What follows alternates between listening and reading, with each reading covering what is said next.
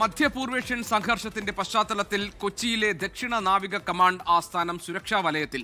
നാവികസേന പട്രോളിംഗ് ശക്തമാക്കും. ഇന്ത്യ അഭയം നൽകിയ ഇറാൻ യുദ്ധക്കപ്പലിന്റെ ചിത്രങ്ങൾ പകർത്തിയതിന് 3 മാധ്യമപ്രവർത്തകർക്കെതിരെ ഇന്നലെ CASF കേസെടുത്തിരുന്നു. വിപിൻ സി വിജയൻ കൊച്ചിയിൽ നിന്ന് വിവരങ്ങളുമായിട്ട്. വിപിൻ, ഇറാന്റെ കപ്പലിന് കൊച്ചി തീരത്ത് അഭയം നൽകിയതിനെ തുടർന്ന് അത് റിപ്പോർട്ട് ചെയ്യാൻ ദൃശ്യങ്ങൾ കാണിച്ച മാധ്യമപ്രവർത്തകർക്ക് കേസുണ്ട്. ഇപ്പോൾ സദേൺ നാവൽ കമാൻഡ് കൂടുതൽ ശക്തമായ സുരക്ഷാ സംവിധാനങ്ങൾ ഒരുക്കിയിരിക്കുന്നു, പട്രോളിംഗ് ശക്തമാക്കിയിരിക്കുന്നു.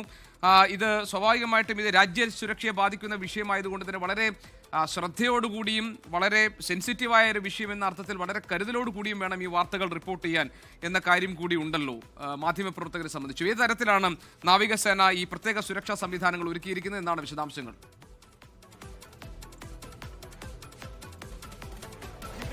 നാവികസേന ആസ്ഥാനം പൂർണ്ണമായും ഒരു സുരക്ഷാ വലയത്തിലാണ്. അത് ഇന്റലിജൻസ് വിഭാഗത്തിന്റെ അടക്കം നിരീക്ഷണത്തിലാണ് എന്നുള്ളത് നമുക്ക് ഈ ഘട്ടത്തിൽ പറയാൻ കഴിയും. കാരണം കഴിഞ്ഞ ദിവസം ഇറാൻ യുദ്ധക്കപ്പലിനെ നമ്മളുടെ കൊച്ചി തീരത്ത് അടുപ്പിക്കുന്നതിന് വേണ്ടി, നങ്കൂരമിടുന്നതിന് വേണ്ടി അനുമതി നൽകിയിരുന്നു. പക്ഷേ ഇതിനുശേഷം ആ ഒരു പ്രദേശമെല്ലാം തന്നെ അവിടെ ഒരു സംഘർഷം നടക്കുന്ന ഒരു സാഹചര്യത്തിൽ കൂടി തന്നെ ആ പ്രദേശം നേവൽ പോലീസിന്റെയും നേവൽ ഇന്റലിജൻസ് വിഭാഗത്തിന്റെയും പൂർണ്ണമായിട്ടുള്ള നിരീക്ഷണത്തിലും ആ സുരക്ഷയിലുമാണ്.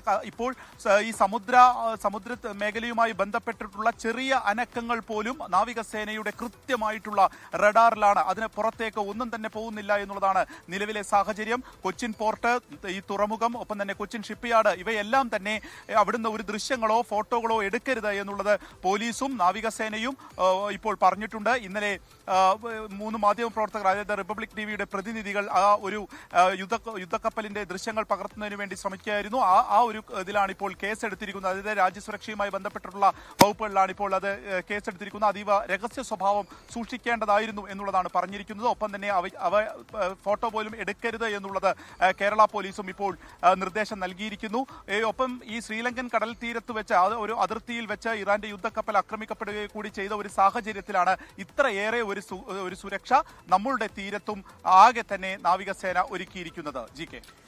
ശരി, വിപിൻ സി വിജയനാണ് വിവരങ്ങൾ നൽകിയത്. ലോകത്തെവിടെയായാലും ഏത് സമയത്തും 24 വാർത്തകളും ഓഗ്മെന്റഡ് റിയാലിറ്റി പാക്കേജുകളും എക്സ്പ്ലെയിനറുകളും വിശദമായി കാണാൻ ഞങ്ങളുടെ YouTube ചാനൽ നിങ്ങൾക്ക് സബ്സ്ക്രൈബ് ചെയ്യാം.